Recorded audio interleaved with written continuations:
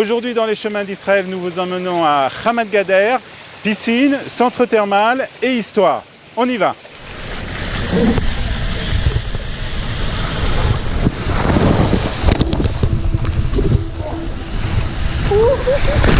הלכתי לאיבוד בפרדסים של גן עדן, לבדי עם המקל, התרמיל והשעון, המון תקווה ושפע נחישות מתלוות אליי בדרך הקסומה הזאת. Daniel Wetzmann, bonjour. Bonjour. Alors, on se retrouve aujourd'hui à Hamad Gader. Exactement. D'abord, géographiquement, où nous sommes? En fait, nous sommes au point le plus au sud de ce qu'on appelle le mont du Golan. Tout en bas, nous sommes exactement dans un triangle de frontières où Hamad Gader en tant qu'Israël. D'un côté, nous avons la Jordanie, de l'autre, nous avons la Syrie. Et au niveau hauteur, on est au sud du lac de la Kinneret. Qu'est-ce qu'on trouve ici à Hamad Gader? On voit ici qu'on a des piscines. Alors, il faut expliquer, les auditeurs ne peuvent pas vraiment sentir ce que nous sentons, mais pas des piscines normales, on va dire. En fait, Hamad Gader est un site reconnu déjà depuis des millénaires, vu qu'il y a des sources d'eau souterraines chaudes, bondées de différents minéraux qui font énormément de bien au corps. Et en fait, toute l'idée du site, c'est cette piscine dans laquelle nous sommes assis, qui est en fait une piscine de bien-être. Nous sommes en fait dans les bains thermaux d'Israël. D'accord. Alors, qu'est-ce qu'on peut trouver dans cette eau? De quoi elle est composée? Bon, il y a un peu de soufre. Ouais, on le sent. Ça, on le sent, il y a du soufre, mais différents sels, différents éléments minéraux. En fait, quand on rentre dans l'eau, ça apaise la peau, ça fait énormément de bien pour ceux qui ont des rhumatismes, ça fait énormément de bien pour ceux qui ont différentes maladies de peau. Et cette eau qui a une chaleur haute, on parle d'une eau qui est d'habitude au-dessus de 30 degrés, qui est pas ce qu'on trouve d'habitude à l'extérieur, qui est très chaude, et une eau où on dit qu'il est bon de rentrer 10 minutes, un quart d'heure, sortir, se rafraîchir ou rentrer 10 minutes, un quart d'heure. Alors, se rafraîchir, c'est un peu difficile parce qu'il fait aussi chaud dehors. Ah ben, en été, il faut savoir que oui. En été, on est dans un site où il peut faire facilement à l'ombre 40 degrés. Ce qu'il y a de bien, c'est qu'ils ouvrent tôt le matin et ils ouvrent tard le soir. Donc, même la nuit, déjà, quand la chaleur tombe, c'est pas vraiment fraîcheur en été, quand on est quand même en été en Israël. Mais c'est sûr que c'est différent que d'être ici à midi ou à 1h où ça plombe énormément. Ce qu'il y a de bien aussi, c'est que l'eau ne change pas de température toute l'année. Donc si en été, on pense qu'on a un peu de difficulté pour se retrouver ici, l'hiver, même sous la pluie, cette eau est ouverte et donc très chaud à l'intérieur, frais à l'extérieur. Chacun a un peu les différences de ce que les gens aiment. Donc on a cette piscine, mais autour aussi, il y a beaucoup d'installations qui sont appropriées justement pour venir passer vraiment toute une journée ici. Hein. Alors oui, d'abord l'entrée pas peu chère, ça coûte énormément pour entretenir ce site. Et donc ils ont fait en sorte que tout le site soit un site où on peut vraiment passer la journée. Donc on a la piscine d'eau fraîche, on a des restaurants, on a des kiosques, on a un spa, on vous donne tout le bien-être possible dans le spa.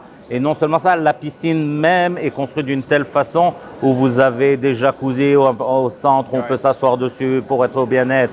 À l'autre bout, nous avons comme une fontaine d'eau, comme une cascade d'eau qui est faite. On peut s'asseoir sur la cascade pour relaxer les épaules. Toute l'idée est on puisse venir ici avec les enfants et s'y oublier pendant la journée. Alors Daniel, à Hamad Gader, il y a aussi la possibilité de dormir. Une des choses que Hamad Gader a fait ces dernières années et qui ont amplifié, c'est d'ouvrir en fait plusieurs types pour dormir, plusieurs sortes, on va dire au niveau. Tout dépend de combien d'argent on a bien sûr. Ouais. Quand là on marche en fait entre les différentes suites qu'ils ont à offrir dans ce qu'ils appellent le Spa Village, qui se trouve vraiment tout à côté des piscines thermales. Donc c'est des petites maisons, on va dire, de 2 chambres. 2 chambres, d'accord. Ouais, où vous avez un salon, une chambre. Et bien sûr que quand on prend la chambre, on a les bains et tout qui font partie du prix.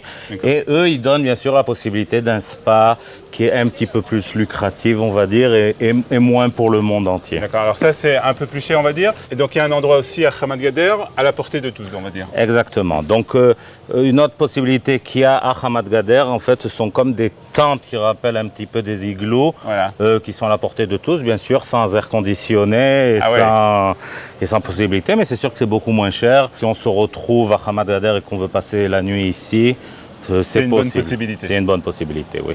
Alors Daniel, Hamad Gader c'est aussi un lieu chargé d'histoire. Exact. Donc, comme on a vu, les bains chauds, pas une découverte israélienne, c'est pas une toute nouvelle découverte. C'est en fait une découverte antique.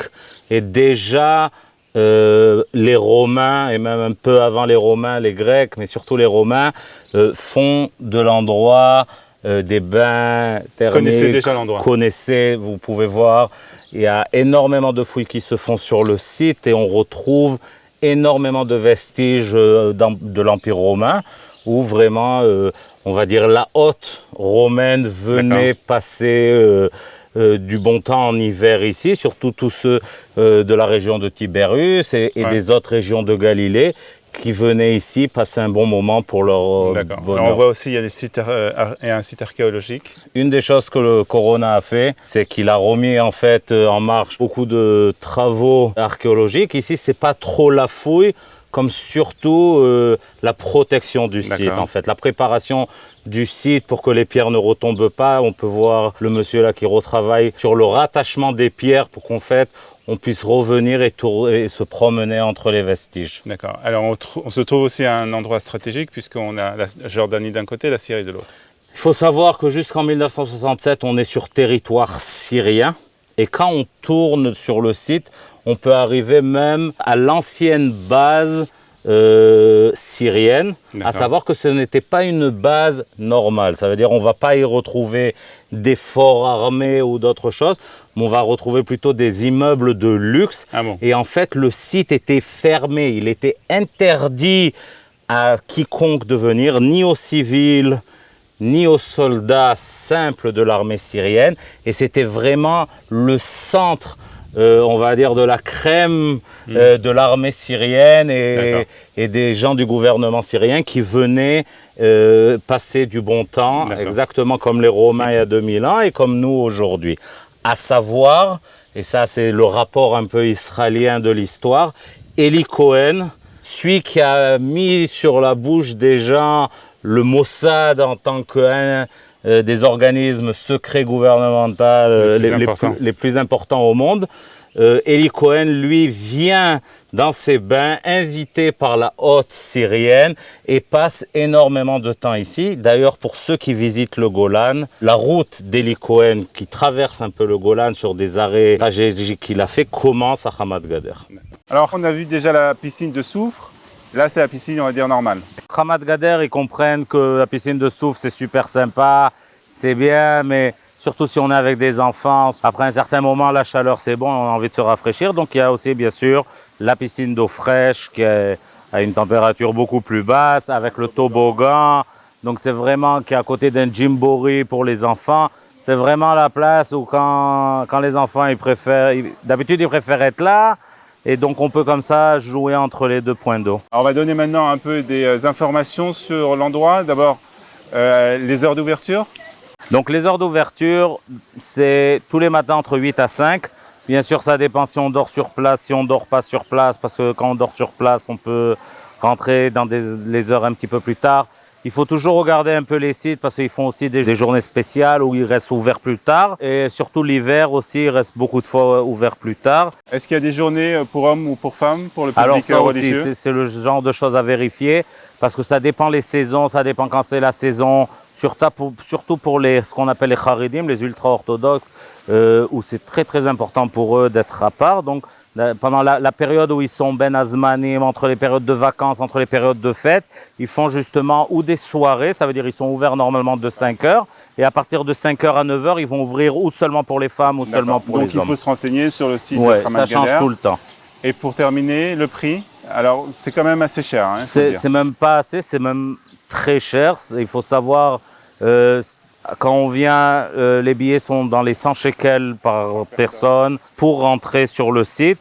Et donc, si on vient, il faut savoir avec combien d'enfants on vient. Il y a bien entendu aussi des réductions qui sont faites. Oui, il faut savoir que ça dépend où on travaille, surtout pour ceux qui vivent en Israël et qui travaillent en Israël. Toutes les organisations d'employés, que ce soit les profs, que ce soit les employés d'État, les grandes boîtes, les gros bateaux comme ça, où ils ont tous de ce qu'on appelle des vadim, des unions travailleurs, ils ont tous des réductions et les réductions peuvent même arriver à 50 et à 60%. Donc tout ça à vérifier sur le site de Hamad Gader. Tout ça à vérifier sur le site de Hamad Gader. Merci beaucoup Daniel. De rien, avec plaisir. Et on se retrouve très prochainement sur Studio Kalita pour un nouveau numéro des Chemins d'Israël. הלכתי לאיבוד בפרדסים של גן עדן, לבדי עם המקל, התרמיל והשעון, המון תקווה ושפע נחישות מתלוות אליי בדרך הקסומה.